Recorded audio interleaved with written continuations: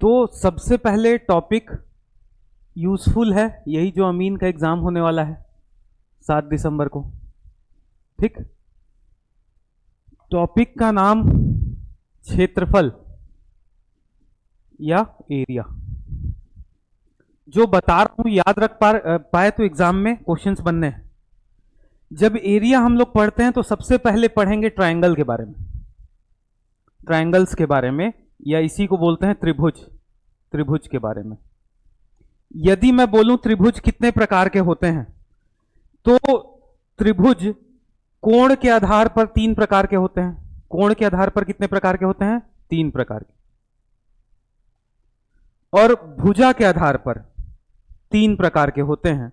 इस प्रकार से कहा जा सकता है कि त्रिभुज कुल मिलाकर 6 प्रकार के होंगे। यदि त्रिभुज के प्रकार की बात करूं, यदि मैं जियोमेट्री ज्यामिति की बात करूं, इन 6 में से हम 4 प्रकार के त्रिभुजों का क्षेत्रफल पढ़ते हैं। यदि मैं सबके नाम लिखना चाहूं तो पहला होता है समकोण त्रिभुज। समकोण त्रिभुज, क्योंकि एग्जाम बहुत कम समय है, मैं थोड़ा सा स्पीड चलूंगा, इजी, ठीक है, मेंटेन करने का प्रयास करना। समकोण त्रिभुज बोले तो राइट एंगल ट्रायंगल। दूसरा होता है न्यून कोण त्रिभुज। तीसरा होता है अधिकोण, अधिकोण त्रिभुज। Right angle triangle, acute angle triangle, obtuse angle triangle. ठीक, भुजा के आधार पर देखें तो समबाहु त्रिभुज, समबाहु जिसकी सभी भुजा समान हो, विषम बाहु जिसकी सभी भुजा असमान हो, और तीसरा होता है समद्विबाहु त्रिभुज, समद्विबाहु त्रिभुज। ठीक है, तो त्रिभुज के ये 6 प्रकार होते हैं। यदि मैं क्षेत्रफल की दृष्टिकोण से देखूं तो केवल 3, मतलब केवल 4 का अपने को क्षेत्रफल देखना है। पहला है जिसका क्षेत्रफल हमको याद रखना है समकोण त्रिभुज, समकोण त्रिभुज, या इसी को बोलते हैं right angle triangle, right angle triangle. याद रखना राइट एंगल ट्रायंगल में कोई एक अंश कितने डिग्री का होगा? 90 अंश का। और जो एंगल 90 अंश का होगा उसकी सामने वाली भुजा को कर्ण कहा जाएगा, हाइपोटेनियस। जो नीचे है उसको आधार या बेस कहा जाएगा, आधार या बेस। इसको लंब कहा जाएगा, लंब। और सबसे इंपॉर्टेंट बात, पैथागोरस थ्योरम।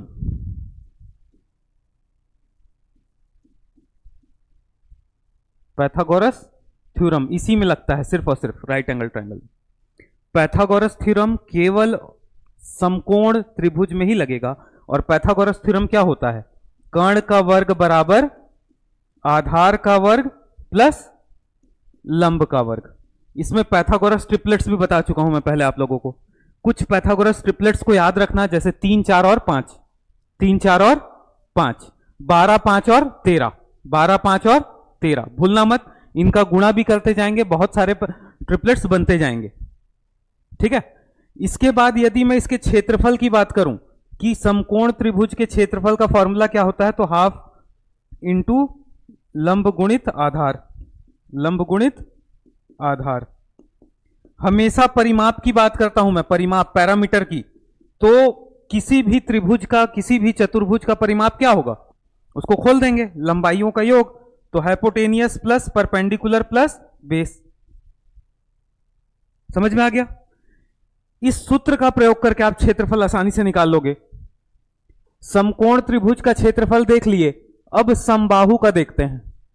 समबाहु त्रिभुज, समबाहु त्रिभुज जिसकी तीनों भुजाएं सामान्य हो, इसको समबाहु बोलेंगे। याद रखना समबाहु त्रिभुज के प्रत्येक एंगल, प्रत्येक कोण का मान भी बराबर होता है 60 अंश। यदि इसके क्षेत्रफल की बात करूं, सिर्फ सूत्र से बनेगा। यदि इस टॉपिक से प्रश्न आता है तो डायरेक्ट बनेगा, और क्षेत्रफल का सूत्र होता है वर्गमूल 3/4 ए स्क्वायर, बोले तो भुजा स्क्वायर, यदि भुजा का मान ए है। तो समबाहु त्रिभुज का जो क्षेत्रफल है, एरिया है, वो ऐसा निकालते हैं।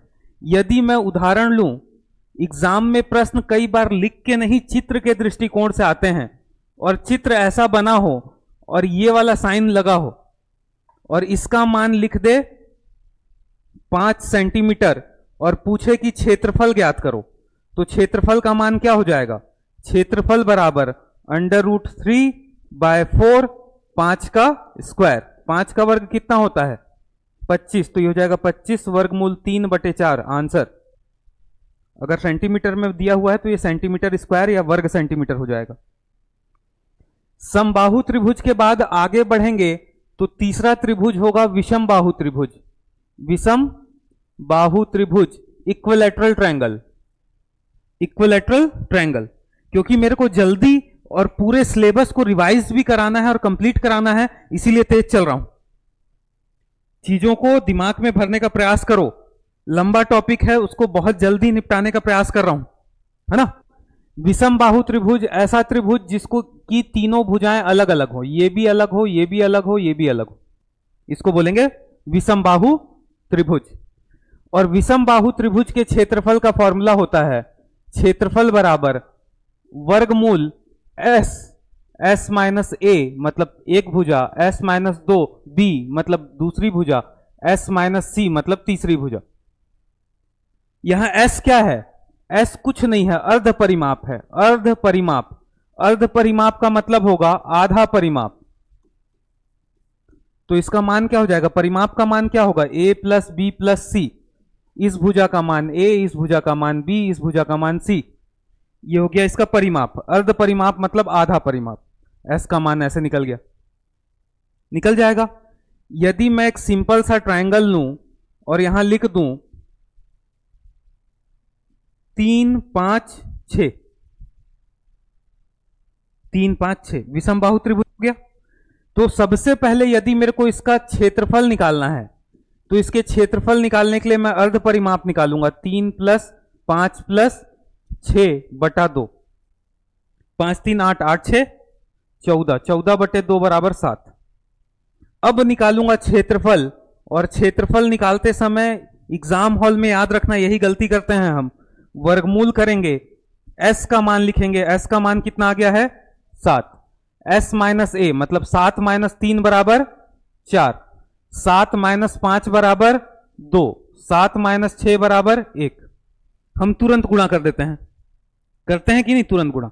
लेकिन गुणा नहीं करना है, दिमाग लगाना है। ये 4 को वर्गमूल से बाहर निकाल सकते हैं तो 2 आ जाएगा, बाकी नहीं निकल रहा तो 7 दूनी 14 बच जाएगा, सेंटीमीटर स्क्वायर आंसर। सिंप्लीफिकेशन में यहां ध्यान रखना, रखोगे? अगला जो चौथा त्रिभुज है वो है समद्विबाहु त्रिभुज, जिनकी दो भुजाएं समान होती हैं, ये और ये समान होता है। ये ए है मान लो, और नीचे वाला आधार जो है वो बी है। तो मैं हमेशा बताया हूं जब भी समद्विबाहु त्रिभुज की बात होगी तो आप समद्विबाहु त्रिभुज को दो भागों में बांट लोगे, बांट सकते हैं। तो ये दो बराबर भागों में बढ़ जाता है, और ये क्या बोलते हैं? दो बराबर समकोण त्रिभुज बनाता है। क्या बनाता है? दो बराबर समकोण त्रिभुज बनाता है। तो समकोण त्रिभुज का सूत्र लगा के यहां से निकाल सकते हो आप इसका मान। दूसरी कंडीशन, जब क्षेत्रफल निकालोगे तो क्षेत्रफल क्या हो जाएगा? इसका क्षेत्रफल बराबर, वही सूत्र लगाओगे, 2 का गुणा करोगे। समकोण त्रिभुज का क्षेत्रफल क्या होता है? लंब गुणित आधार। ठीक, तो याद रखना जब यहां लंब और आधार का गुणा कर रहे हैं तो यहां से यहां तक का मान लेंगे और यहां से यहां तक का मान लेंगे, क्योंकि राइट एंगल ट्रायंगल का यूज कर रहे हैं। मैं मान लिया ये x है, देखो अच्छे से ध्यान देना, ये x है और ये y है। तो इस फॉर्मूला का जब यूज करेंगे अपन तो x इंटू वाई का यूज करेंगे। ठीक, यदि कंडीशन दूसरी हो, सिर्फ आपको समद्विबाहु त्रिभुज का कर्ण दिया हो, कर्ण, और क्षेत्रफल निकालने बोले, तो इसके क्षेत्रफल का सूत्र हो जाता है, यदि सिर्फ और सिर्फ क्वेश्चन में कर्ण का मान दिया है तो कर्ण का वर्ग बटे 4, और सिर्फ लंब दिया हुआ है समद्विबाहु त्रिभुज का तो लंब का वर्ग बटे 2। यदि सिर्फ आधार दिया हुआ है तो आधार का वर्ग बटे 2। कंडीशनल क्वेश्चंस बनेंगे यहां से। समझ में आ गया? त्रिभुज खत्म होता है। आपके एग्जाम का अगला टॉपिक है चतुर्भुज। चतुर्भुज, क्वाड्रिलेटरल। बस पूरा ध्यान फोकस करो बोर्ड पे। 2-3 क्वेश्चन सिर्फ इन्हीं टॉपिक से आने हैं और 1 हफ्ते बाद ही एग्जाम है, ऐसा नहीं कि बहुत दिन बाद है।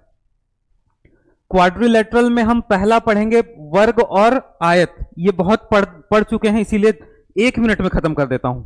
वर्ग मतलब जिनकी चारों भुजाएं बराबर होती हैं उनको वर्ग कहा जाता है। क्या कहा जाता है? वर्ग। और वर्ग के क्षेत्रफल का मान होगा, सभी जानते हैं, वर्ग का क्षेत्रफल बराबर भुजा का स्क्वायर। भुजा का स्क्वायर। यदि भुजा का मान a मानोगे तो कितना हो जाएगा? a का वर्ग हो जाएगा। यदि मैं इसके परिमाप की बात करूं, एक वर्ग का परिमाप कितना होता है? तो एक वर्ग का परिमाप होता है 4 गुणित भुजा या 4a। जब चतुर्भुज पढ़ते हैं तो यहां विकर्ण का कॉन्सेप्ट, डायगनल्स का कॉन्सेप्ट आ जाता है। विकर्ण बोले तो डायगनल, और डायगनल का मान कितना होता है? √2a। और ये √2a और कहीं से नहीं आया है। मैं जब डायगनल की बात करता हूं एक कर्ण में, एक वर्ग में, तो ये डायगनल होगा इसका। ये 90 डिग्री ऑलरेडी है, ये आधार हो जाएगा, ये लंब हो जाएगा, ये कर्ण हो जाएगा। तो पाइथागोरस थ्योरम से √2a निकल के आता है। √2 इंटू a। ये जो ध्यान रखना, कई बार आप लोग हड़बड़ी में a को भी वर्गमूल के अंदर ले लेते हो, लेकिन ये है वर्गमूल 2 गुणित a के ऊपर में वर्गमूल नहीं है। जो जो गलतियां होती हैं मैं उनको बताते चल रहा हूं। क्लियर है? यहां इसके क्वेश्चंस नहीं कराऊंगा क्योंकि हम क्लास में किए हुए हैं। अगला टॉपिक है आयत। आयत में आमने सामने की भुजाएं बराबर होती हैं, और आयत बोले तो रेक्टेंगल। ठीक है?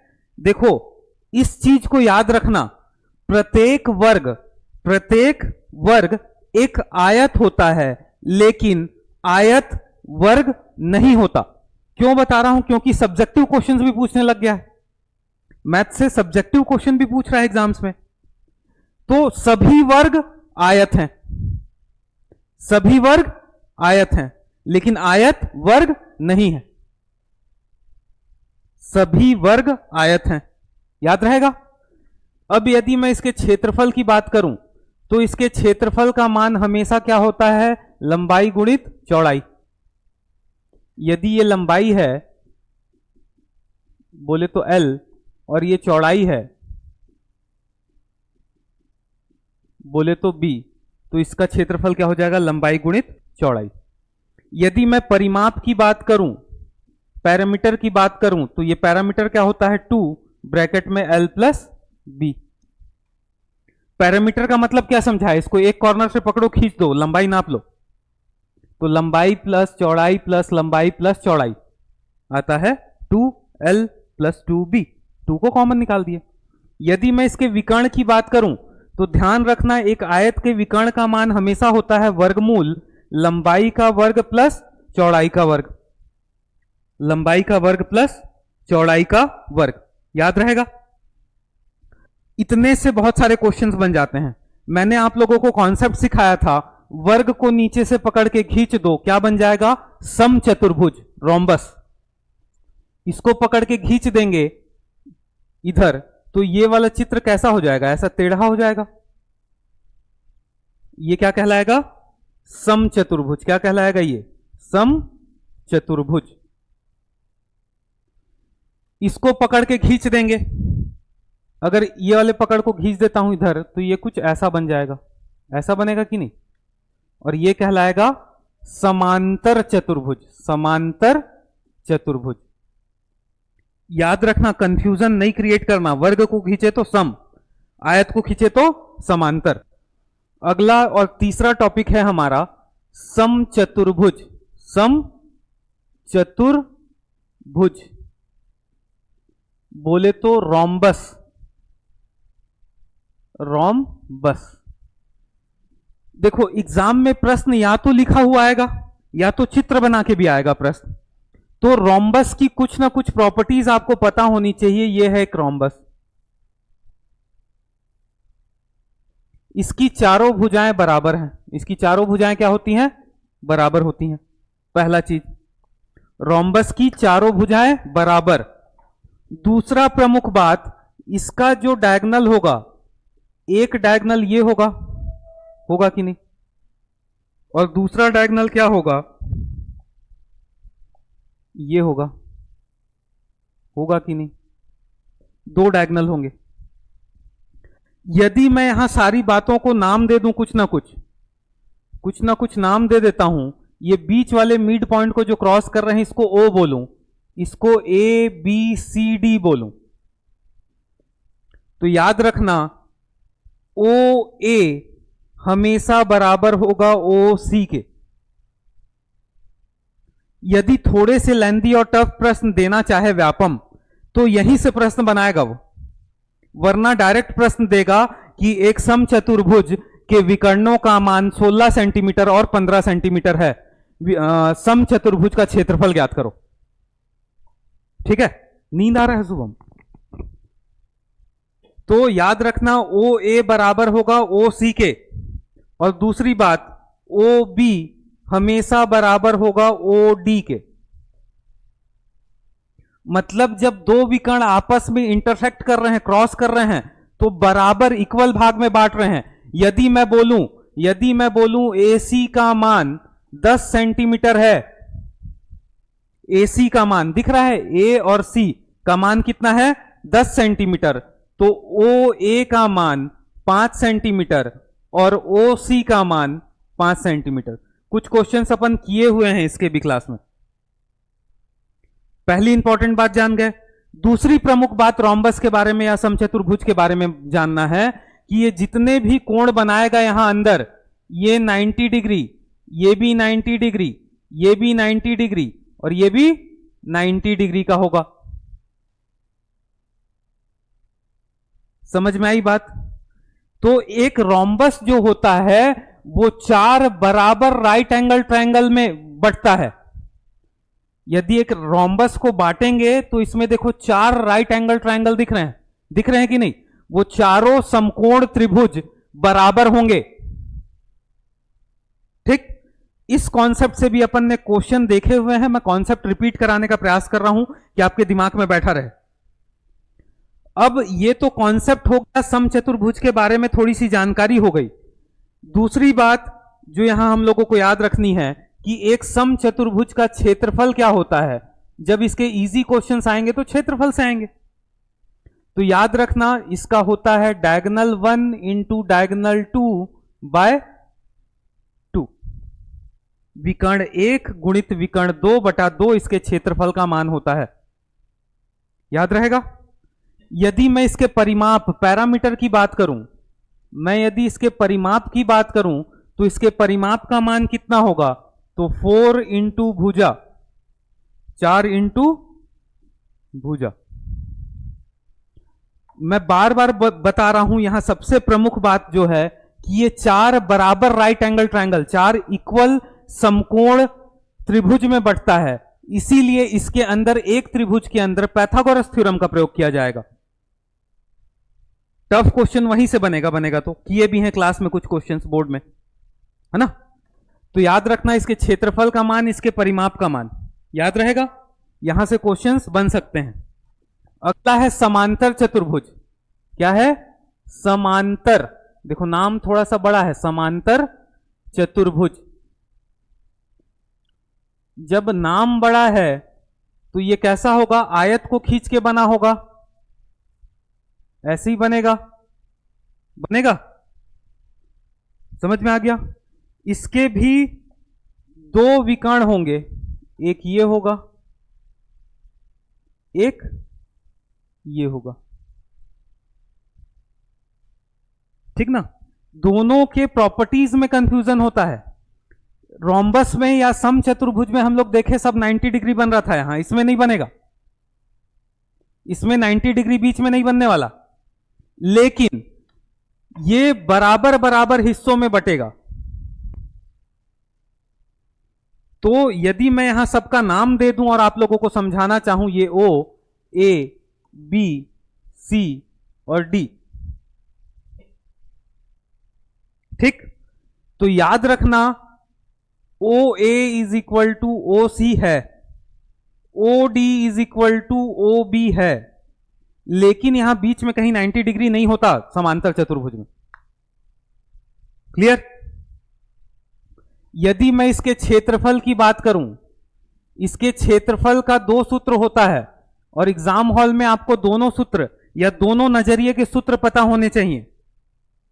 यदि मैं इसको देखूं तो ये देखो, ये क्या हो गया, इसका एक आधार हो गया, हुआ कि नहीं? ये इसका क्या हो गया? आधार। और ये आधार से इसके दूसरे आधार की ऊंचाई, तो इसको बोलेंगे हाइट और इसको बोलेंगे आधार। तो इसका सूत्र होता है आधार गुणित ऊंचाई। अच्छी तरीके से दिमाग में बैठा लो, यदि इसके आधार का मान 10 सेंटीमीटर है और इसकी ऊंचाई का मान 5 सेंटीमीटर है, 6 सेंटीमीटर है, तो इसका क्षेत्रफल कितना होगा?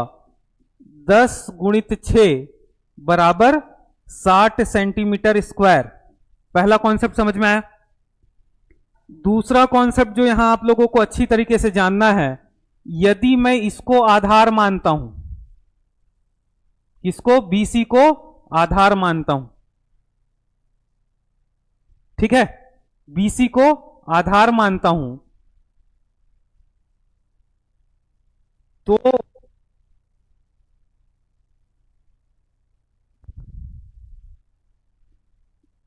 इस आधार से दूसरे आधार के बीच की ऊंचाई ये हो गई, मान लिया। एक मिनट रुकिए, हाँ ठीक है,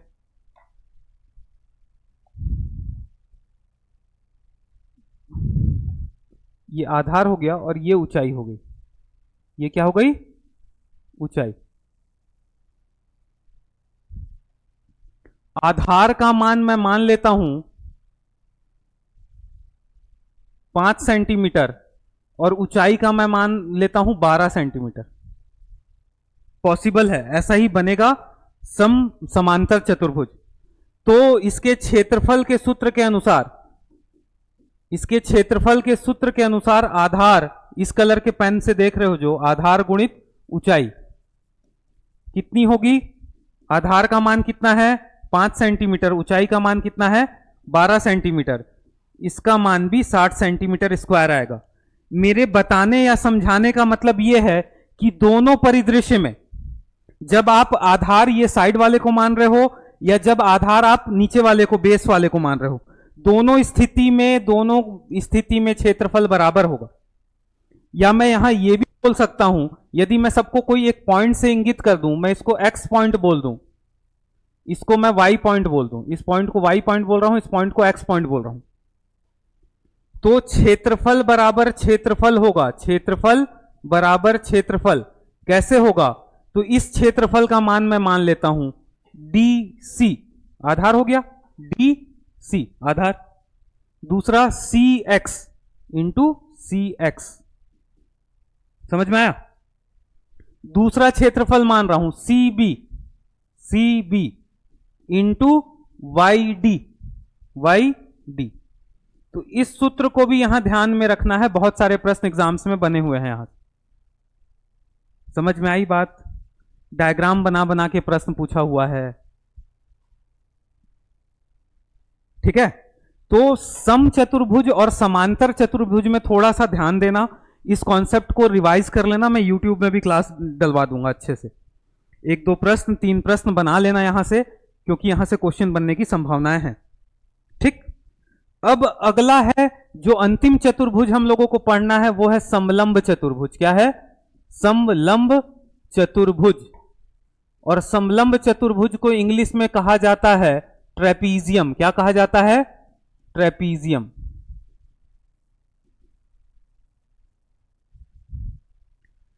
ट्रेपीजियम होता क्या है? ट्रेपीजियम में 2 समांतर भुजाएं होती हैं जो बराबर नहीं होती। मैंने क्या बोला? दो समांतर भुजाएं जो बराबर नहीं होगी। समांतर भुजा का मतलब जो अनंत तक ना मिले। ये देखो दो समांतर भुजाएं हो गई। और बात करूंगा तो ये भी दो समांतर भुजाएं हैं, बराबर नहीं है। तो एक ट्रेपीजियम बनेगा, वो उसका चित्र हो जाएगा ये भी क्या है? एक ट्रेपीजियम। ये भी क्या है? एक ट्रेपीजियम। ये भी क्या है? एक ट्रेपीजियम। मतलब ये दोनों भुजाएं, सामने सामने वाली भुजाएं देखो समांतर हैं, पैरेलल हैं, मिल नहीं रही हैं कहीं, और एक दूसरे के बराबर हैं क्या? नहीं है। पैरेलल हैं लेकिन बराबर नहीं है। तो ऐसी भुजाओं, ऐसे चतुर्भुजों को क्या कहा जाता है? ट्रेपीजियम या समलंब चतुर्भुज। और इस समलंब चतुर्भुज के क्षेत्रफल का मान होता है हाफ गुणित दो समांतर भुजाओं के बीच, दो समांतर भुजाओं के बीच की ऊंचाई, के बीच की ऊंचाई गुणित पहली समांतर भुजा की लंबाई, पहली समांतर भुजा की लंबाई,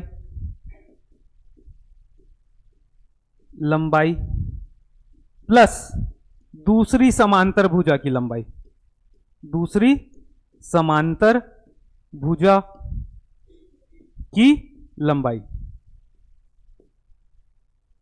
यदि मैं एग्जाम्पल लूं और एग्जाम्पल से इजी करूं कि इसकी लंबाई a है, इसकी लंबाई b है, इन दोनों के बीच की ऊंचाई h है।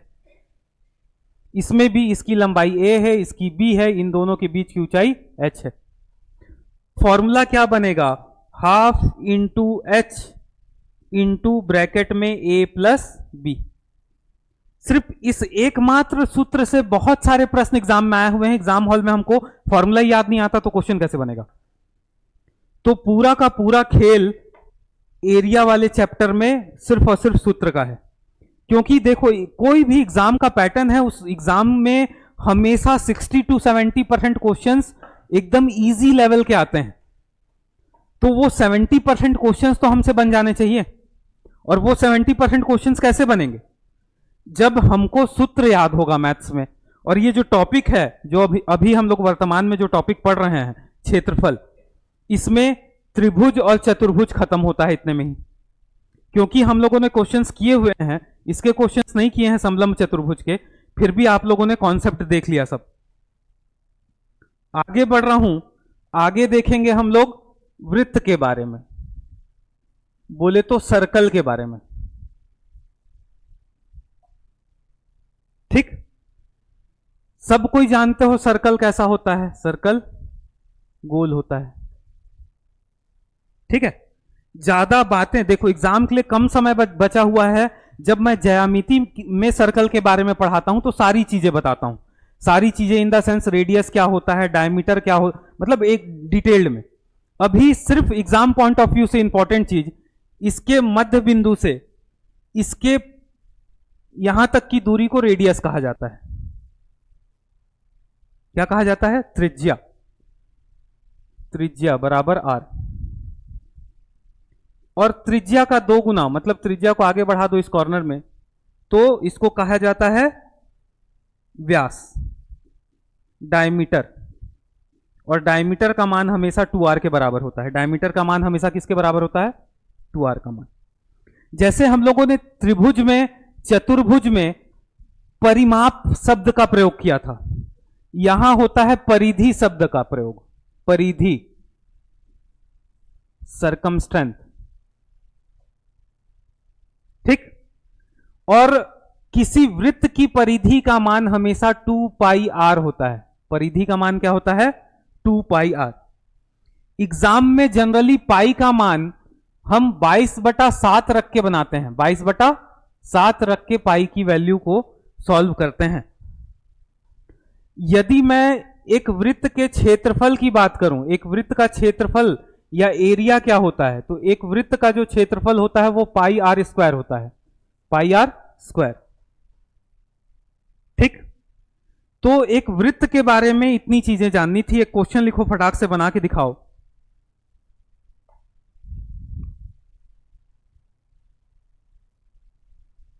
एक वृत्त का क्षेत्रफल, एक वृत्त का क्षेत्रफल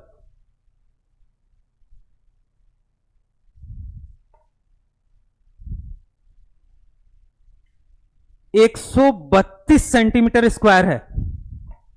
132 सेंटीमीटर स्क्वायर है।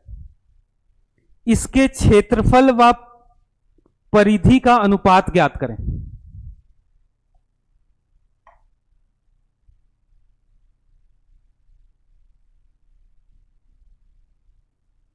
एक वृत्त का क्षेत्रफल, एक वृत्त का क्षेत्रफल कितना बोला हूं मैं? 132 सेंटीमीटर स्क्वायर है। इसके क्षेत्रफल और परिधि का अनुपात अपने अपने कॉपी में कर लो, मेरे क्वेश्चन लिखते तक। परिधि का अनुपात ज्ञात करें। क्षेत्रफल तो दिया हुआ है, परिधि निकालेंगे तब तो अनुपात मिलेगा।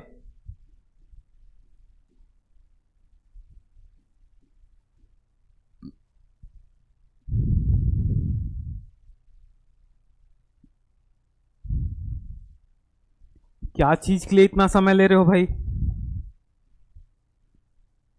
देख रहा हूं मैं, क्षेत्रफल का मान कितना दिया हुआ है? क्षेत्रफल बराबर 132 सेंटीमीटर। क्षेत्रफल का मान अभी बताया क्या होता है? Pi are square.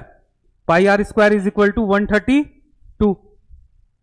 Are square का मान कितना आ जाएगा? 132 इंटू 7/22 आएगा कि नहीं? 11 दूनी 22, 11 12 जा 132 होता है कि नहीं? 2 एकम 2, 2 छक 12।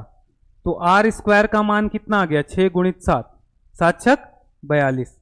आर का मान आ गया वर्गमूल 42। आर का मान निकल गया। जब आर का मान निकल गया तो परिधि तुरंत निकाल सकते हो कि नहीं आप?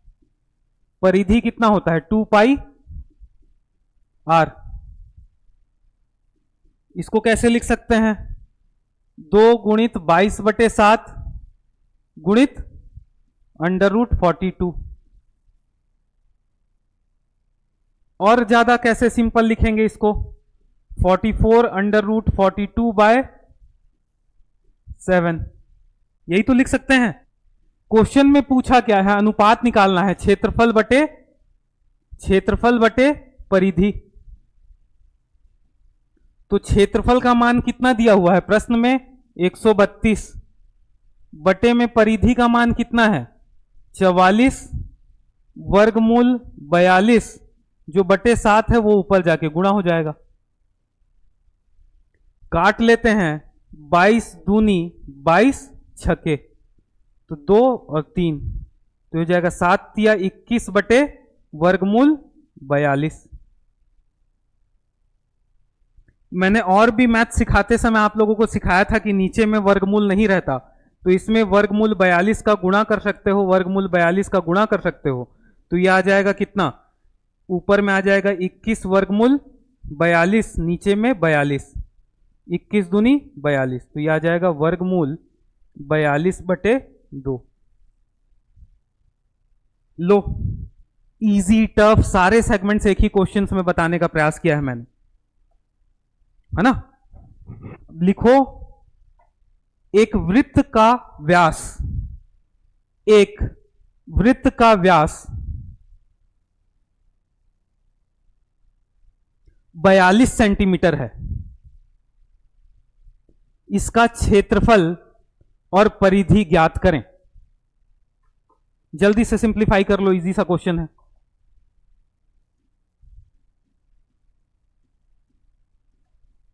वृत्त का व्यास 42 सेंटीमीटर है।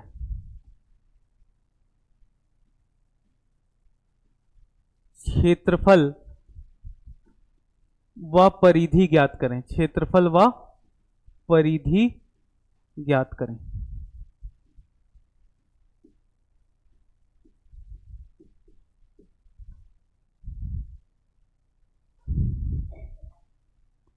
करो करो फटाक से। आ गया अमित?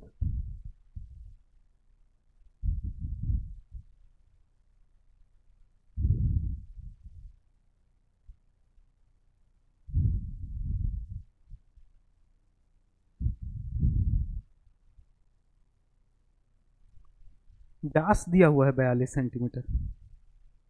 व्यास के बारे में बताया हूं ना अभी कुछ देर पहले ही। ठीक है, कोई दिक्कत नहीं है। ये क्लास यूट्यूब में डलेगी, रिपीट देख सकते हो, ठीक है। तो मैं बता दूं, व्यास दिया हुआ है, मतलब व्यास का मतलब क्या होता है, डायमीटर, और डायमीटर का मान दिया हुआ है 42 सेंटीमीटर। तो यहां से आप त्रिज्या का मान निकाल सकते हो 21 सेंटीमीटर। क्यों? क्योंकि त्रिज्या का मान होता है डायमीटर बाय 2, है ना। त्रिज्या का मान निकल गया तो 6 स्क्वायर पाई आर स्क्वायर। पाई का मान है 22/7, आर का मान है 21 गुणित 21, 7 तिया 21 कर सकते हैं। 21 तिया 63 और 22 पहले से है। 22 तिया 66 का 6 गया हाथ, 22 छक, 22 छक कितना होता है 132, 132 और 6 138 आया है। इतना ही अमित, सेंटीमीटर स्क्वायर। जब भी क्षेत्रफल निकालेंगे वर्ग में होगा मात्रक। क्षेत्रफल निकल गया, परिधि निकालना है। परिधि का सूत्र तो और इजी है, 2 पाई आर। क्या है 2 पाई आर, 2 पाई आर। परिधि निकालेंगे तो 2 के जगह 2, पाई के जगह 22/7, आर के जगह में 21। 7 एकम 7, 7 तिया 21, 22 3 दूनी 6 गुणित 22 बराबर 132 सेंटीमीटर। परिधि हमेशा सेंटीमीटर में रहेगी। खत्म। वृत्त, वृत्त के क्वेश्चन बन जाएंगे ना यदि एग्जाम्स में आए। अगला टॉपिक लिखाया हुआ है घन घनाभ। घन घनाभ की जब मैं बात करूंगा तो वो आ जाता है आयतन वाले चैप्टर में। आयतन, वॉल्यूम, ठीक। यदि मैं घन की बात करूं, घन की, क्यूब की बात करूं, तो आप लोग सबने क्यूब देखा हुआ है। पासा देखे हो, लूडो खेले हो, लूडो में जो पासा होता है वो क्यूब है। समझ में आ गया व्यक्तिगत भाषा में। यदि मैं इसका चित्र बनाऊं तो इसका चित्र कुछ इस तरीके से बनेगा।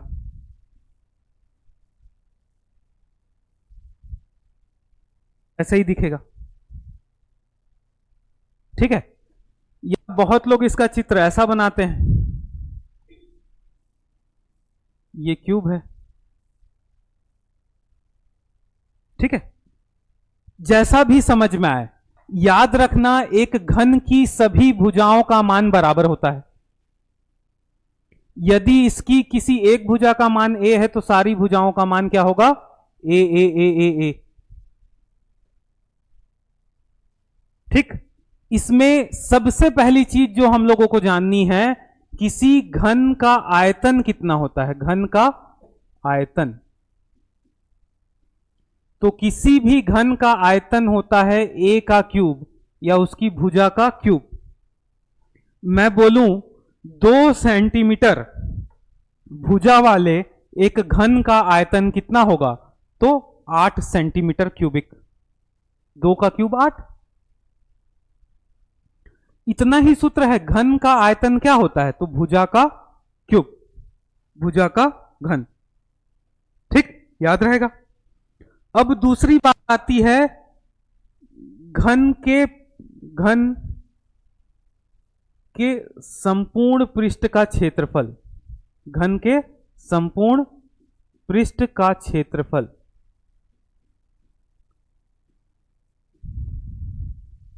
और इसका फॉर्मूला होता है 6a²। देखो एक घन, एक क्यूब देखते हो, 1 से लेकर 6 तक नंबर लिखा होता है। 6 साइड्स होते हैं, एक एक साइड एक एक स्क्वायर के बराबर होता है। और स्क्वायर का क्षेत्रफल क्या होता है, a का स्क्वायर। इसमें 6 साइड हैं, इसीलिए 6a² एक घन के संपूर्ण पृष्ठ का क्षेत्रफल होता है। अभी एग्जाम पॉइंट ऑफ व्यू से आप लोग पढ़ने का प्रयास करो कि जो एग्जाम देने जाने वाले हो आप लोग अमीन का, उस अमीन के एग्जाम में यदि कोई प्रश्न डायरेक्ट आ जाता है कि एक घन की भुजा का मान 4 सेंटीमीटर है, एक घन की भुजा का मान 4 सेंटीमीटर है, उसके पृष्ठीय संपूर्ण पृष्ठ का क्षेत्रफल व आयतन ज्ञात करें। बनाओ फटाक से। एक घन की भुजा, एक घन की भुजा 4 सेंटीमीटर है, उसका क्षेत्रफल, उसका क्षेत्रफल, संपूर्ण पृष्ठ का क्षेत्रफल लिखना पड़ेगा। टोटल सरफेस एरिया लिख देता हूं, टोटल सरफेस एरिया, या इसी को ब्रैकेट में लिख लो क्षेत्रफल, और आयतन ज्ञात करें, और आयतन ज्ञात करें।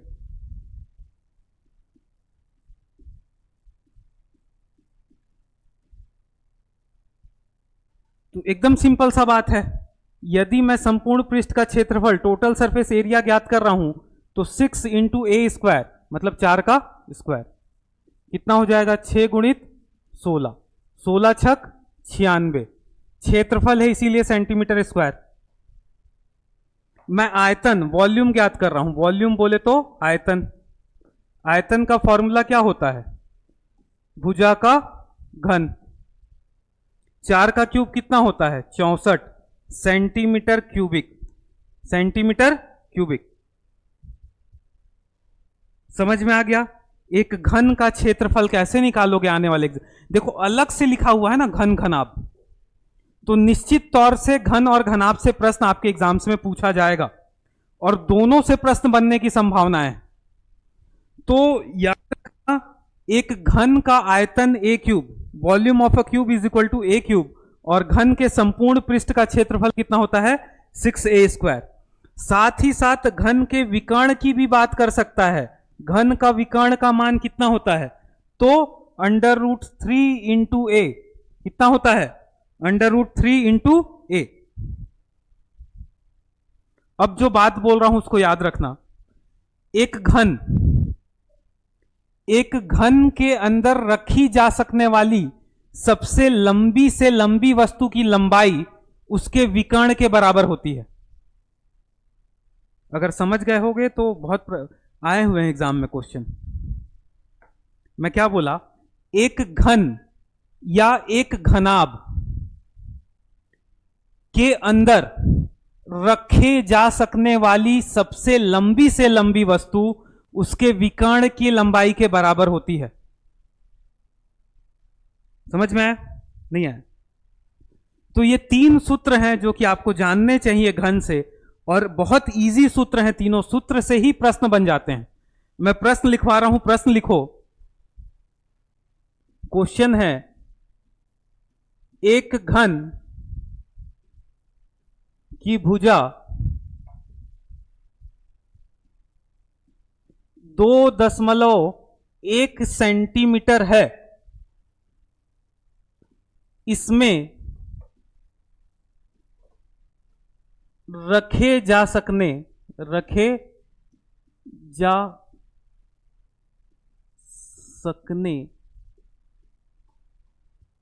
वाली लंबी से लंबी छड़ की लंबाई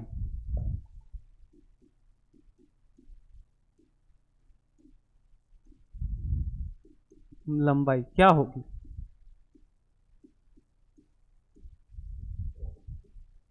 क्वेश्चन मार्क, यही क्वेश्चन है सिंपल सा। मैं अभी बताया कि सबसे लंबी वस्तु किसी घन या घनाभ के अंदर रखी जाती है तो वो उसकी लंबाई किसके बराबर होगी, विकर्ण के बराबर। इसीलिए इस प्रश्न का जब हम हल करेंगे तो कुछ नहीं करना है, विकर्ण का मान निकालना है, और विकर्ण का मान क्या होता है, वर्गमूल 3 इंटू ए। तो इसका मान हो जाएगा वर्गमूल 3 इंटू 2.1, उत्तर हो जाएगा 2.1 वर्गमूल 3 सेंटीमीटर। समझ में आ गया बात? है बहुत आसान। इसके कई तरह के प्रश्न आगे पीछे करके पूछेगा, कुछ प्रश्न हम लोग अभी प्रैक्टिस कर लेंगे कुछ देर बाद। ठीक, अगले टॉपिक पे चलता हूं। अगला टॉपिक है घनाभ, क्यूबॉइड।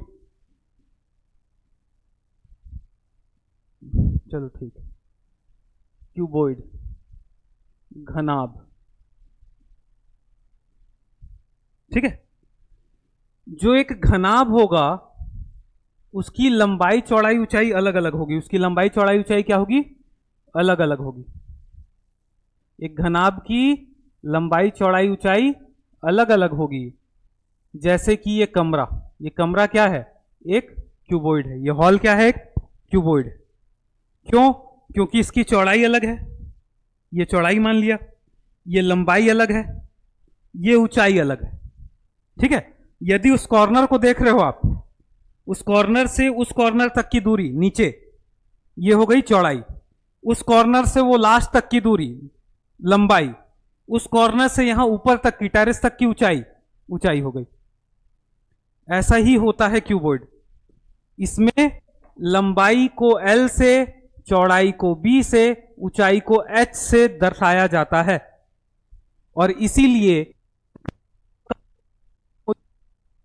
आयतन का मान होता है लंबाई गुणित चौड़ाई गुणित ऊंचाई, लंबाई गुणित चौड़ाई गुणित ऊंचाई। क्लियर? और एक आयतन के संपूर्ण पृष्ठ का क्षेत्रफल, संपूर्ण पृष्ठ का क्षेत्रफल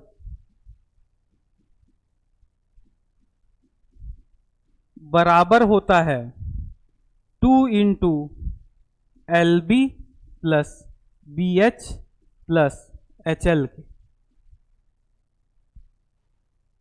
2 ब्रैकेट में लंबाई गुणित चौड़ाई, चौड़ाई गुणित ऊंचाई, ऊंचाई गुणित लंबाई का योग। ये क्या होता है इसका, संपूर्ण पृष्ठ का क्षेत्रफल।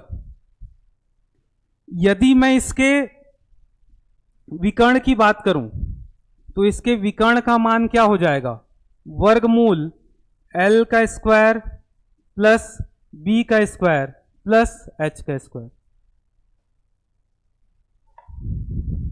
ठीक, तो ये होता है घन और घनाभ। हमारे अमीन पटवारी के सिलेबस में अमित देखो तो घन और घनाभ के अलावा भी कुछ है क्या, बेलन, कोण, शंकु, ये सब है, लिखा हुआ है। देखो ना, सिलेबस में नहीं लिखा होगा तो अभी क्यों पढ़ें उसको। मैं बताने के लिए मैं पूरी बातें बता दूं। अभी मैं बता दूं बेलन का आयतन पाई आर स्क्वायर एच होता है, शंकु का आयतन 1/3 पाई आर स्क्वायर एच होता है, लेकिन पल्ले पड़े तब तो एक साथ। इतना ही बताया हूं, इतना ही भूल जाओगे।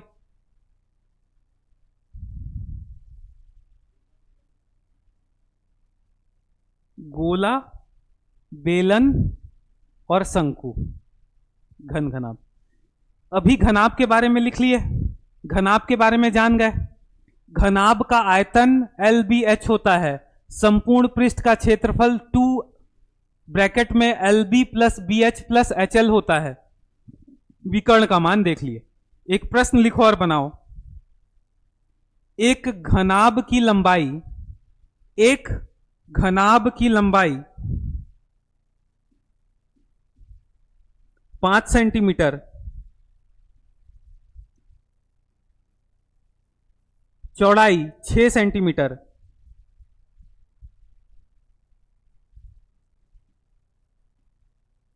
चौड़ाई 6 सेंटीमीटर और ऊंचाई 4 सेंटीमीटर है। इसका आयतन ज्ञात करें, इसके संपूर्ण पृष्ठ का क्षेत्रफल ज्ञात करें और इसी का विकर्ण ज्ञात करें। तो एक सिंपल सा क्वेश्चन प्रैक्टिस कराने के लिए कि आपको फॉर्मूला जस्ट आपने देखा है, नया ना लगे, आप एक प्रश्न बना लो। फिर हम लोग बेलन, शंकु और गोला भी देख लेते हैं। कोई बहुत बड़ी बात नहीं है।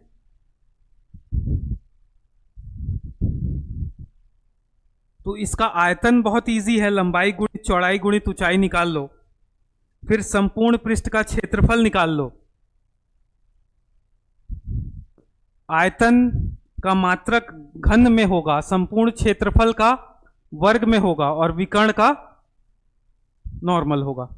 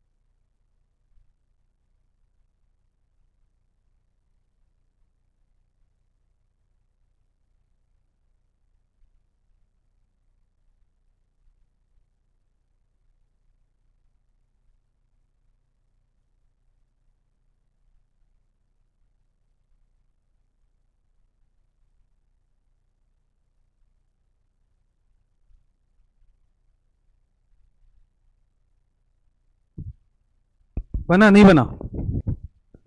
बहुत आसान है।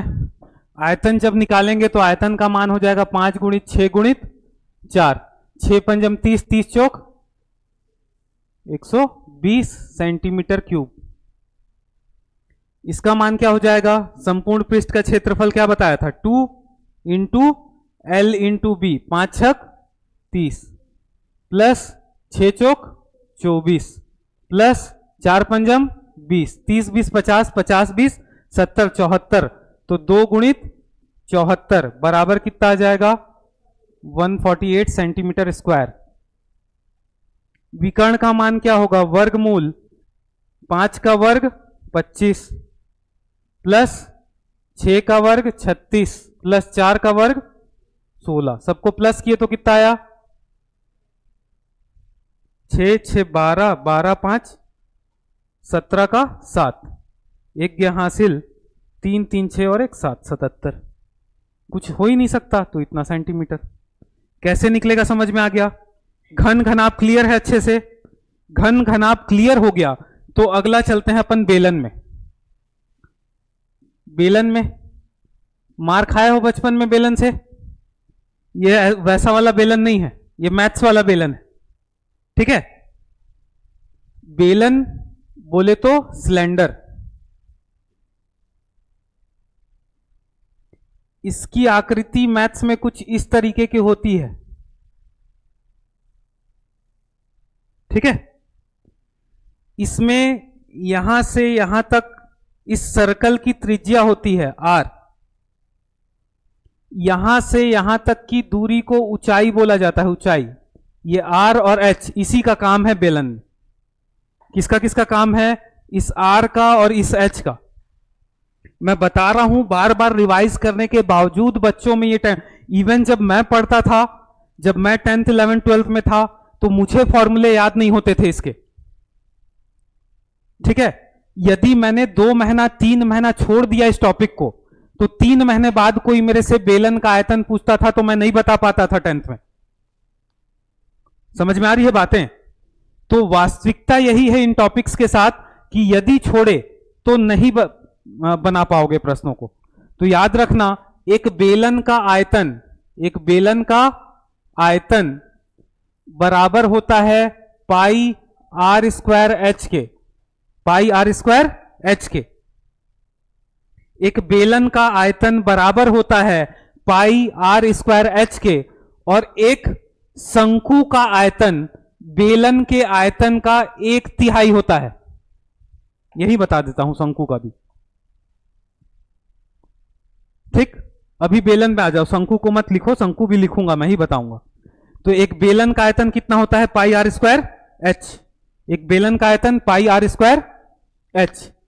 अब मैं इसके बात करूंगा संपूर्ण पृष्ठ के क्षेत्रफल की। संपूर्ण पृष्ठ से पहले याद रखना, इसमें पृष्ठीय क्षेत्रफल 2 प्रकार से निकाले जाते हैं। यदि मैं इसको एक बेलन मानूं, इसको बेलन मान लो आप लोग, ठीक है? तो ये जो वक्र गोला घुमा हुआ चीज दिख रहा है, इसको बोलेंगे बेलन का वक्र पृष्ठ, बेलन का वक्र पृष्ठ। और जब इसके नीचे के सर्कल और ऊपर के सर्कल को भी मिला दिया जाए तो उसको बोलेंगे संपूर्ण पृष्ठ।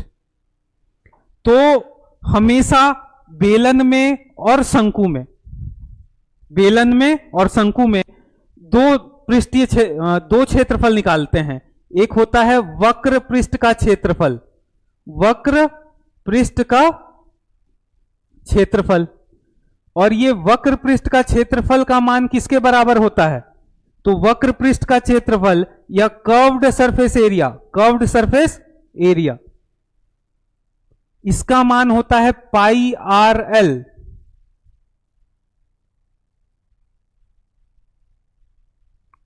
पाई R H sorry, pi R H.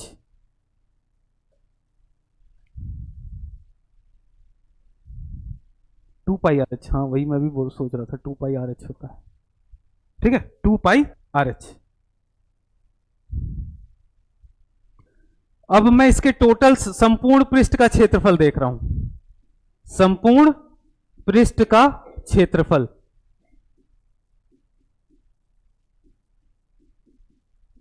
तो संपूर्ण पृष्ठ में तो ये वक्र पृष्ठ तो आएगा ही, तो 2 पाई आर एच प्लस एक सर्कल का क्या होता है? Pi are square. यही होता है ना सर्कल का क्षेत्रफल। दो सर्कल है, एक नीचे एक ऊपर, देखो तो यहां 2 लगा दो। तो संपूर्ण पृष्ठ का क्षेत्रफल 2 pi R H plus 2 pi are square. इसमें से 2 पाई आर कॉमन निकाल लो, 2 पाई आर कॉमन निकल जाएगा तो ये एच प्लस आर बच जाएगा। दोनों सूत्रों का प्रयोग करके क्वेश्चन बनते हैं, दोनों सूत्रों का प्रयोग करके प्रश्न बनेंगे। आप लोगों को सबसे पहला टास्क तो यही है कि सारे फॉर्मूलों को मुंह जमानी याद, बिना कंफ्यूजन के। क्यों? क्योंकि 7 दिन बाद एग्जाम है ना। तो ये 3 फॉर्मूले यहां इंपॉर्टेंट हैं जो कि आपको याद रखने हैं, याद रहेगा। अगला टॉपिक है कोण या शंकु। आइसक्रीम खाए हो तो ये वही है, कुछ वैसा ही दिखता है, ऐसा। यहां ये है त्रिज्या, रेडियस। यहां से लेके यहां तक जो ऊंचाई है इसको बोलते हैं हाइट, ऊंचाई। और यहां से यहां तक की जो ऊंचाई है इसको तिरछी ऊंचाई बोलते हैं। क्या बोलते हैं? तिरछी ऊंचाई।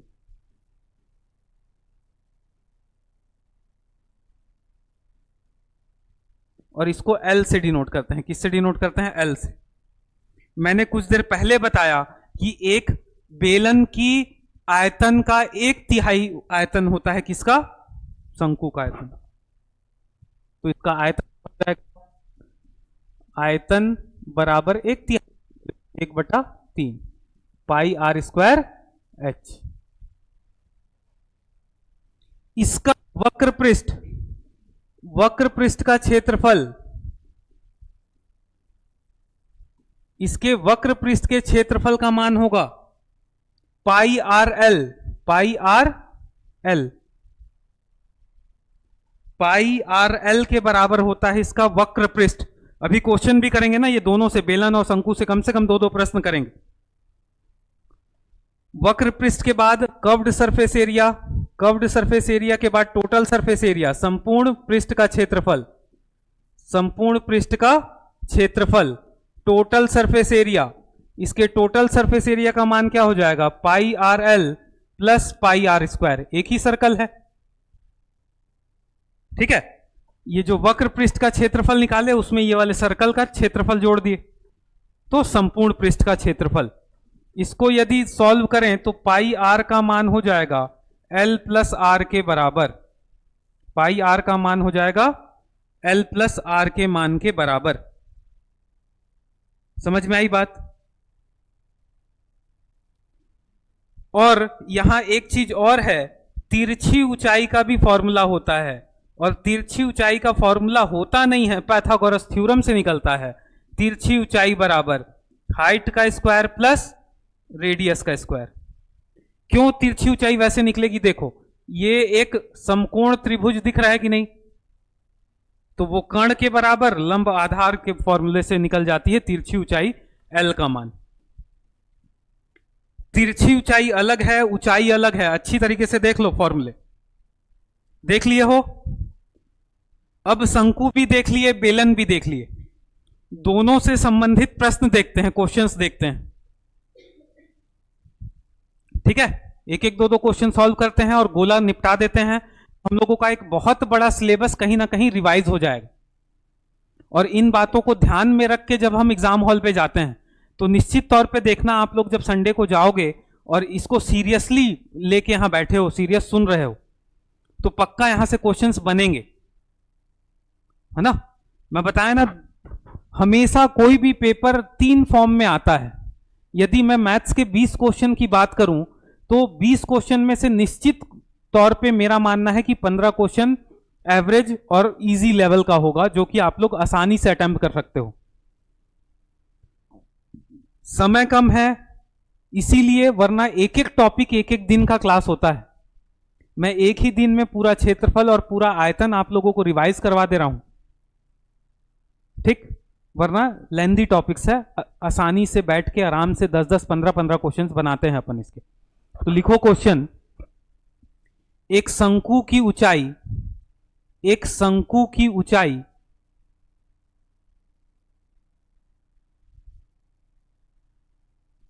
8 सेंटीमीटर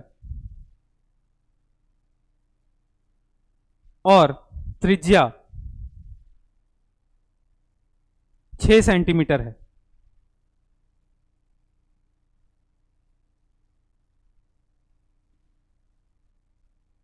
इसके वक्र पृष्ठ का क्षेत्रफल ज्ञात करें। वक्र पृष्ठ का क्षेत्रफल ज्ञात करें।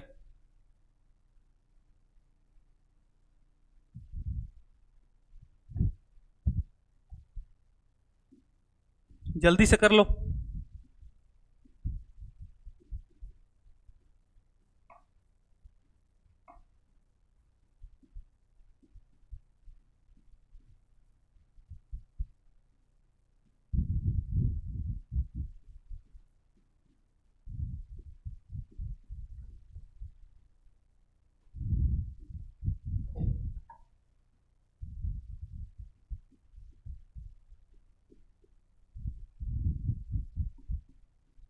किसी का आया उत्तर?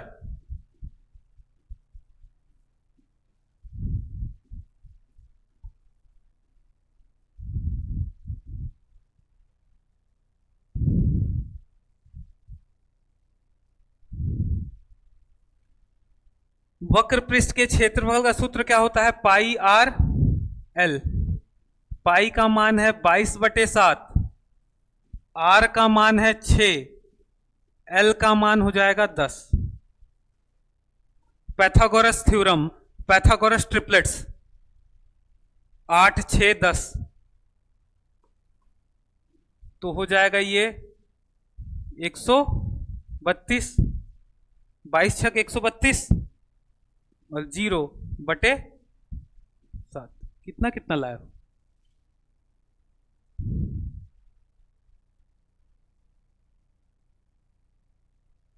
अरे गंवारों, अभी बताया ना, वक्र पृष्ठ का जो क्षेत्रफल होता है पाई आर एल होता है, पाई आर एच नहीं होता। यहां एल का मान निकालोगे इस सूत्र से, पैथागोरस थ्योरम से। बदमाश लोग,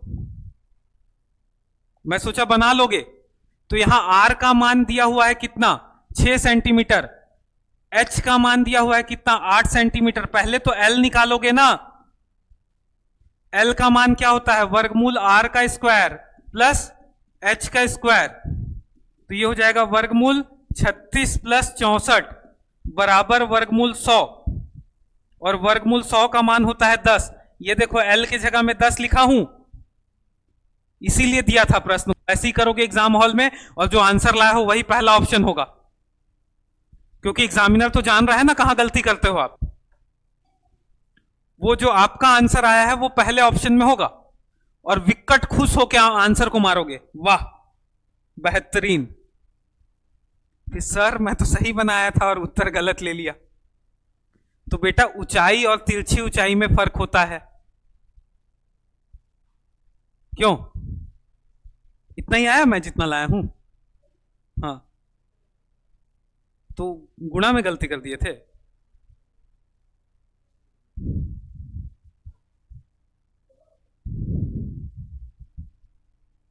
समझ में आया क्या करना है? लिखो अगला प्रश्न यहीं से। देखो यही तो मैं प्रैक्टिस में हूं। मैं हर क्वेश्चन को 5-5 सेकंड में बनाऊंगा। मैं एग्जाम हॉल में बैठने जाऊंगा तो मेरे से कैसे कंपेयर करोगे? ऐसे बहुत सारे लोग हैं कंपटीशन में। तो ट्राई करो कि जो चीजें बता रहा हूं वो महत्वपूर्ण है। मैं यहां से बहुत सिंपल सिंपल क्वेश्चंस भी आपको करा सकता हूं, लेकिन वर्तमान दौर में जहां आपको फंसाने का प्रयास करेगा मैं ऐसे प्रश्न देने का प्रयास करता हूं। यहां लिखो अगला प्रश्न। एक शंकु की तिरछी ऊंचाई, एक शंकु की तिरछी ऊंचाई, एक शंकु की तिरछी ऊंचाई 26 सेंटीमीटर है। एक शंकु की तिरछी ऊंचाई 26 सेंटीमीटर है। यदि इसकी त्रिज्या 10 सेंटीमीटर है तो शंकु का आयतन ज्ञात करें।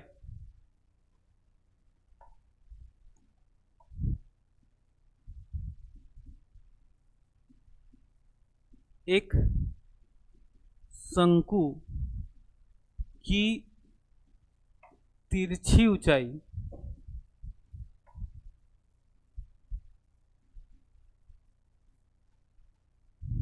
26 सेंटीमीटर है। यदि त्रिज्या 10 सेंटीमीटर हो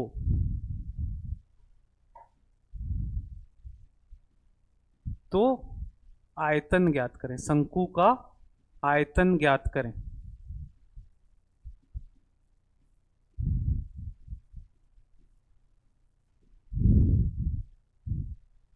कर लो फटाक से।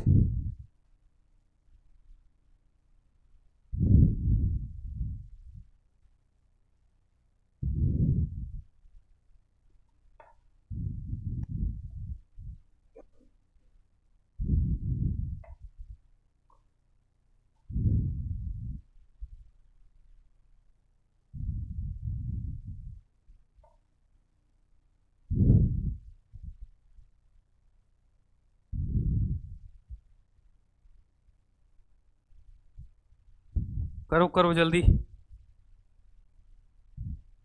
आया अमित? कितना? 17,600/7। जब मैं आयतन, शंकु के आयतन की बात करता हूं तो अभी हम लोगों ने देखा कि शंकु के आयतन का फॉर्मूला क्या होता है। आयतन बराबर क्या होता है? 1/3 पाई r² h। वैल्यू पुट करूंगा 1/3। पाई का मान है 22/7। रेडियस का मान कितना दिया हुआ है? 10 गुणित ऊंचाई का मान कितना हो जाएगा? 24। तिरछी ऊंचाई है 26, ऊंचाई निकालोगे तो 24 आएगा।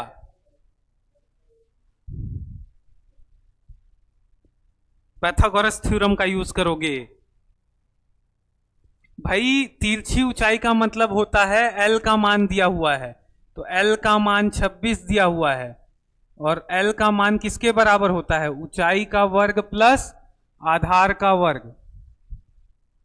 यहां से h का मान निकालोगे तो h बराबर कितना आएगा? 24 सेंटीमीटर। अब इसको हल करेंगे। कुछ कट रहा है क्या?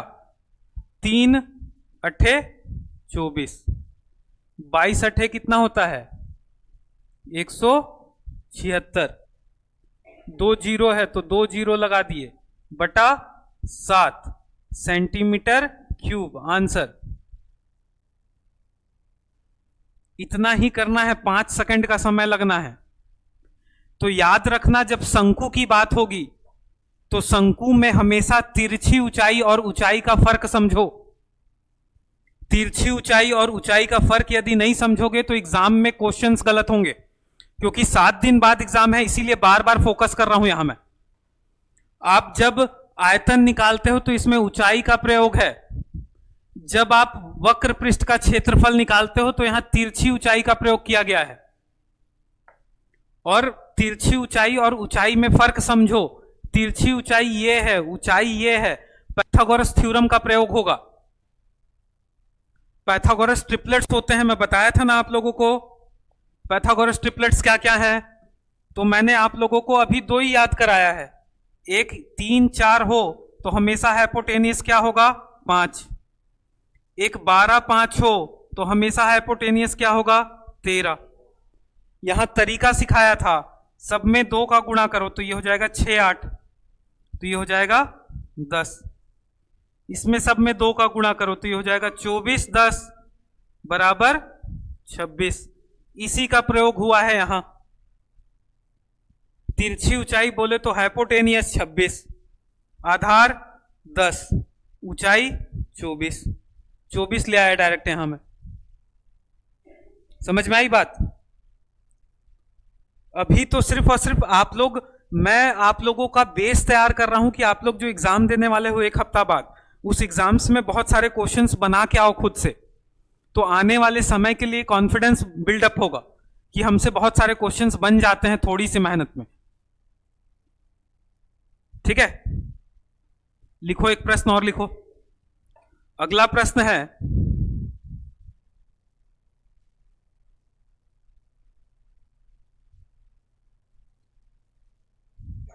एक बेलन का आयतन, एक बेलन का आयतन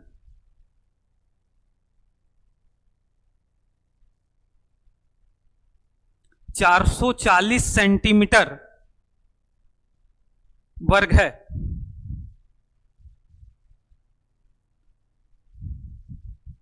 यदि इसकी त्रिज्या का मान ऊंचाई के मान का आधा हो, ऊंचाई के मान का आधा हो,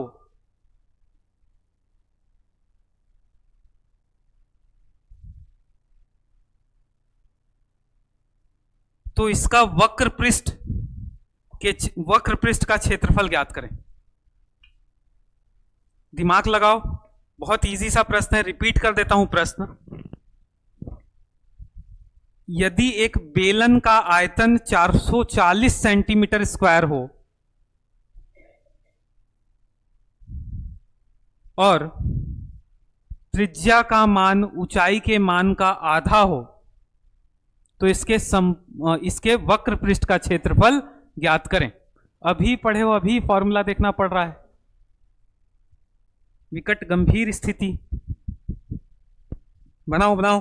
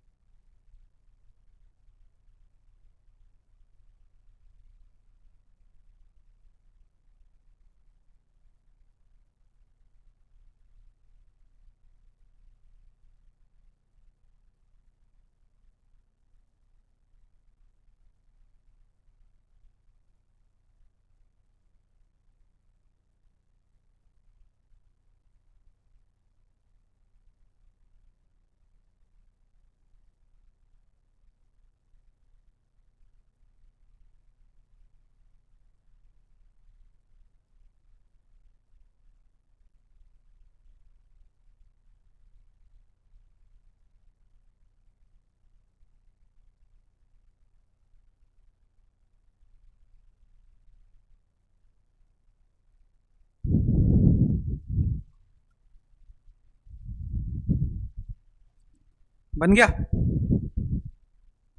नहीं बना? कितना आंसर आया?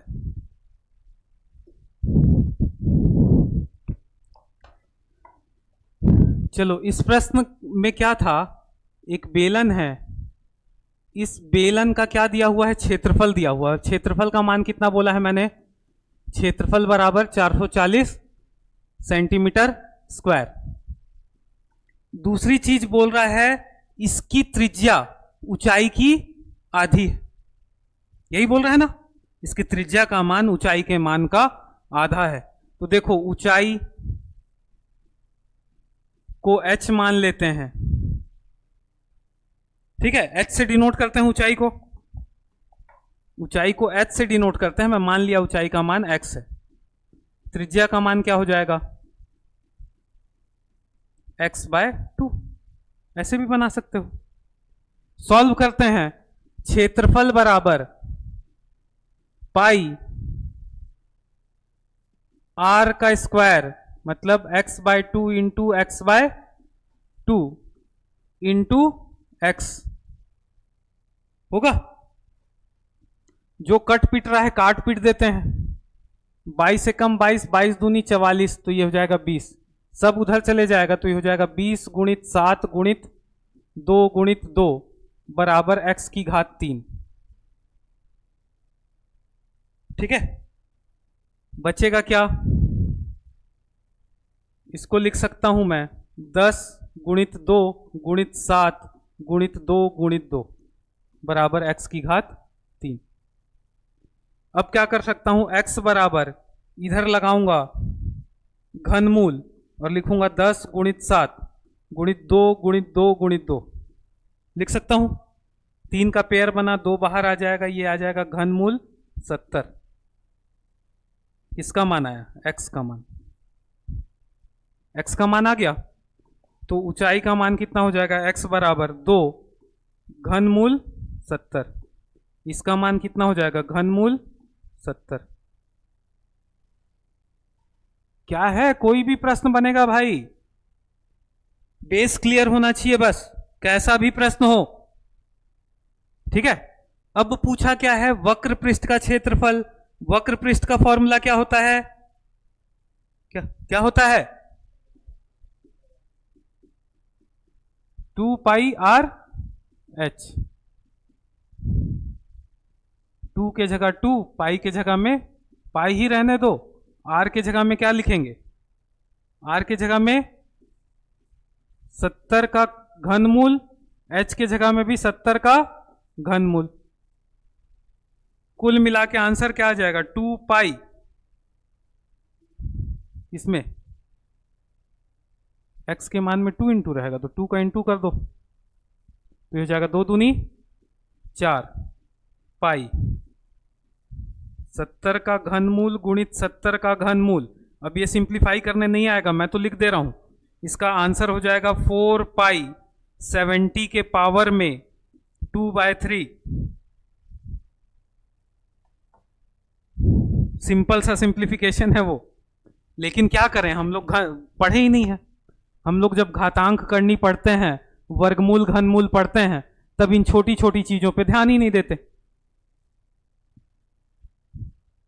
नहीं समझ में आया तो ये देखो, ये 3 का क्या है, घनमूल, इसको लिखा जाता है 3 की घात में 1/3, घातांक करनी में सिखाया हूं। ठीक है, यह है 3 की करनी 3 गुणित 3 की करनी 3, गुणा हो रहा है। इसको ऐसा भी लिख सकते हैं 3 गुणित 3 और यहां 3, इसी को लिख सकते हैं करनी 3 की घात 2 3, और इसी को लिख सकते हैं 3 की घात 2 और करनी को नीचे 3। बहुत सारे प्रोसेस हैं अलग अलग, समझ में आई बातें, क्लियर है कि नहीं है, अभी भी डाउट है। टफ कैलकुलेशन आया, थोड़ा सा भी कैलकुलेशन को मैं टफ करने का प्रयास किया तो ये कैलकुलेशन ही तो नहीं होता। हमारी वास्तविकता ये है ना कि हम अपने आप को ये समझा ही नहीं पा रहे हैं कि हमको प्लस माइनस गुणा भाग करना नहीं आता, और यही नहीं आता इसीलिए मैथ्स वीक है। ये क्या है, गुणा ही तो कर रहे हैं, गुणा ही तो किए हैं, गुणे के ही तो सामान्य रूल है। जो वर्तमान दौर में गवर्नमेंट अच्छे स्कूलों में पढ़ रहे बच्चे हैं ना, चौथी और पांचवी के, वो बता, अच्छा ये है 3 की घात 2/3 बोलेंगे, 3⁻²/3 देख के, और हमको ये समझ ही में नहीं आ रहा है इसके बाद कि ये कैसा हो गया।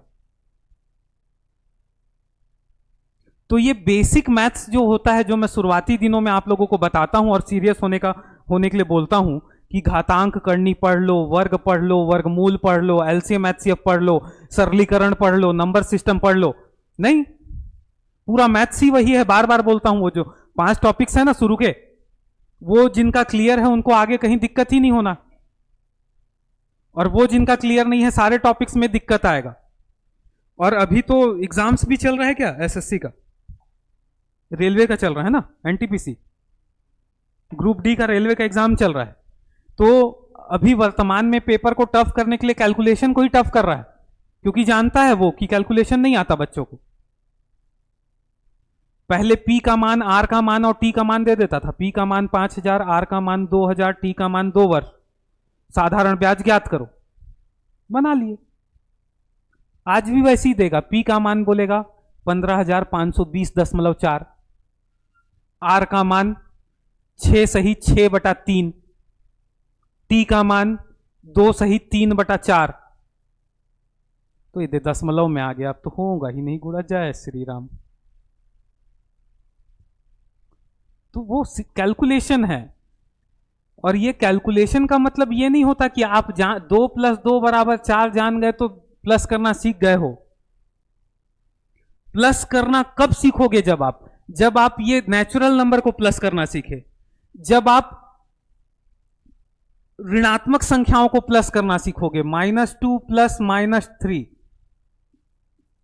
इसमें भी दिक्कत होगा। तो अभी तो जब आप डेसिमल नंबर को प्लस करना सीखो, 0.2 + 0.43, जब आप वर्गमूल वाली संख्या को प्लस करना सीखो, वर्गमूल 2 + वर्गमूल 8, जब आप घनमूल वाले प्रश्न को ऐड करना सीखो, तो ये ऐड करना सिर्फ प्राकृतिक संख्या, नेचुरल नंबर को ऐड करने से कुछ नहीं होता। आपको आता सिर्फ नेचुरल नंबर को प्लस करना है, बाकी नहीं आता है। डेसिमल नंबर को प्लस करना, वर्गमूल वाली संख्याओं को प्लस करना, वर्गमूल के बाद घनमूल आता है, घनमूल के बाद और भी चीजें आती हैं, करनी 4, करनी 5, करनी 6, करनी 7। तो अपने बेसिक पे फोकस करो, अभी जितना जानते हो इजी प्रश्न, यदि कैलकुलेशन टफ नहीं आता एग्जाम में, तो आप एग्जाम के मैक्सिमम क्वेश्चंस क्रैक करने का प्रयास करो, और एग्जाम के बाद ट्राई करो कि आप अपने कैलकुलेशन पे काम करो, प्लस माइनस गुणा और भाग को आसानी से कर पाओ। क्योंकि आने वाले समय में ना कंपटीशन यदि मैथ्स में कहीं बढ़ेगा तो यहीं बढ़ेगा। अभी की बात करूं, यदि मैं P × R × T/100 के फॉर्मूले से SI निकाल रहा हूं, यदि P का मान दिया हुआ है 1000, R का मान 5%, T का मान 2 वर्ष/100, ये तो मैं निकाल ले रहा हूं। लेकिन यदि यही प्रश्न दे कि P का मान 1222 है, R का मान 5.15 है, समय का मान 2.23 है बटा 100, अब ये हो ही नहीं रहा अपने से, जबकि कुछ नहीं है, ये भी सेकंडों में होना चाहिए। तो अब एग्जाम का पैटर्न यहां से बढ़ के यहां आ रहा है धीरे धीरे।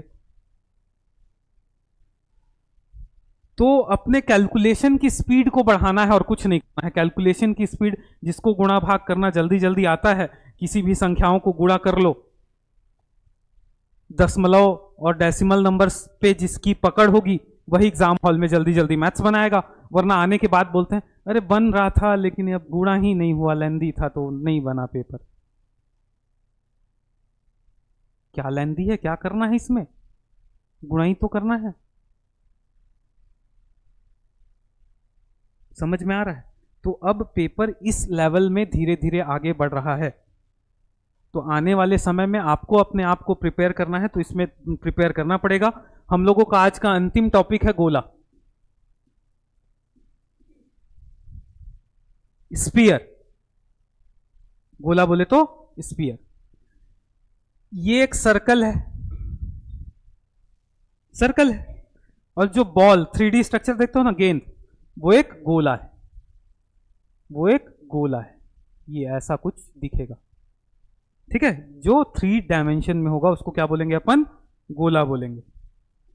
क्या बोलेंगे? गोला। इसमें तो 3D स्ट्रक्चर नहीं है इसका, है क्या? ये गोला है, ऐसे ही दिखेगा, ठीक। तो इस गोले का आयतन क्या होता है? सबसे पहले सूत्र बनेगा, गोले का आयतन क्या होगा, वॉल्यूम क्या होगा? तो 4/3 pi R cube, pi R cube, 4/3 pi R cube, 4/3 pi R cube एक गोले के आयतन का सूत्र होता है। 4/3 पाई आर क्यूब गोले के आयतन का सूत्र। गोले में वक्र पृष्ठ नहीं होता, वक्र पृष्ठ ही संपूर्ण पृष्ठ होता है, ठीक है। तो संपूर्ण पृष्ठ का क्षेत्रफल या वक्र पृष्ठ का क्षेत्रफल दोनों बराबर होते हैं इसमें, और दोनों का मान होता है 4 pi are square, 4 pi are square. तो यदि सिर्फ गोले की बात करूं तो गोले में दो ही सूत्र होगा, एक आयतन का सूत्र होगा 4/3 pi R cube, 4/3 pi R cube, और गोले के वक्र या संपूर्ण पृष्ठ की बात करूं तो 4 पाई आर स्क्वायर। समझ में आई बात? तो ये दो सूत्र हैं, और इन दो सूत्रों के बाद आपका जो टॉपिक है, चाहे वो त्रिभुज हो, चाहे वो चतुर्भुज हो, चाहे वो गोला हो, चाहे वो शंकु हो, चाहे वो बेलन हो, चाहे वो घन हो, और चाहे वो घनाभ हो, एक बेसिक तौर पे जानकारी मैंने दे दी है आपको। यदि सूत्र में सिर्फ और सिर्फ मान रख के क्वेश्चंस आते हैं तो 100% आप लोग बना लोगे, ठीक है। क्यों अमित, याद हो गया अच्छे से ना सब फॉर्मूला? बाकी लोगों को दिक्कत? प्रश्न को ध्यान से पढ़ना। जैसे मैंने शंकु में अभी आप लोगों को 2 बार फंसाने का प्रयास किया, तिरछी लंबाई, तिरछी ऊंचाई और ऊंचाई में। तो बस प्रश्न को हल करते समय इन छोटी छोटी बातों का ध्यान दे देना। यहां आयतन जब भी करेंगे क्यूब, आर का क्यूब, जब भी संपूर्ण पृष्ठ या वक्र पृष्ठ निकालेंगे गोले का, आर का स्क्वायर, इतना ही करना है, ठीक है। तो क्वेश्चंस ट्राई करो कि कुछ कुछ बना लो। बाकी आज की क्लास प्रोडक्टिव इसीलिए है क्योंकि जब हम क्षेत्रफल और आयतन के टॉपिक्स पढ़ते हैं तो खुद से जब बुक खोलोगे तो बोर लगता है, इतना सारा फॉर्मूला, इतना सारा एकदम अजीब सा दिखने लगता है, सब में पाई पाई पाई, कहाँ गया पाई, भगाओ रे पाई को। मैं भी पढ़ता था तो ऐसे ही लगता था, कितना रटूंगा बताओ तो बैठ के अकेले। और यदि आप लोग ने अभी पहली बार पढ़ा है तो आप लोग निश्चित तौर पे यूट्यूब में ये वीडियो डलेगी, 2x करके देख लेना, ट्राई करना कि 1-2 बार देख लो तो फॉर्मूला दिमाग में बैठ जाए। और ये जो टॉपिक्स हैं इनसे 4-5 प्रश्न आएंगे, 4 प्रश्न तो आएंगे ही आएंगे इन्हीं टॉपिक से, ठीक। तो ये टॉपिक कंप्लीट होता है, कल हम लोग ट्राई करेंगे कि हम लोग लाभ हानि को भी अच्छी तरीके से देख लें। साधारण ब्याज, चक्रवृद्धि ब्याज, लाभ हानि वाला जो बचा हुआ है प्रतिशत लाभ हानि, तो लगभग संपूर्ण सिलेबस कहीं ना कहीं एक मोटा मोटा रिव्यू मिल जाएगा आप लोगों को कल, ठीक। तो कल भले संडे है लेकिन कल भी क्लास अपन लेते हैं शाम को 4 बजे, चलेगा कि संडे मनाना है? हाँ, दिन में 10 से मैराथन है 12 साढ़े 12 तक, 10 से 12 साढ़े 12 बजे मैराथन, फिर जाओ खाना वाना खाओ, फिर 4 बजे से क्लास। क्या चीज? सुबह 8 बजे से लोगे? ठीक है, ठीक ठीक, चलो ठीक है, फिर कर दो एंड।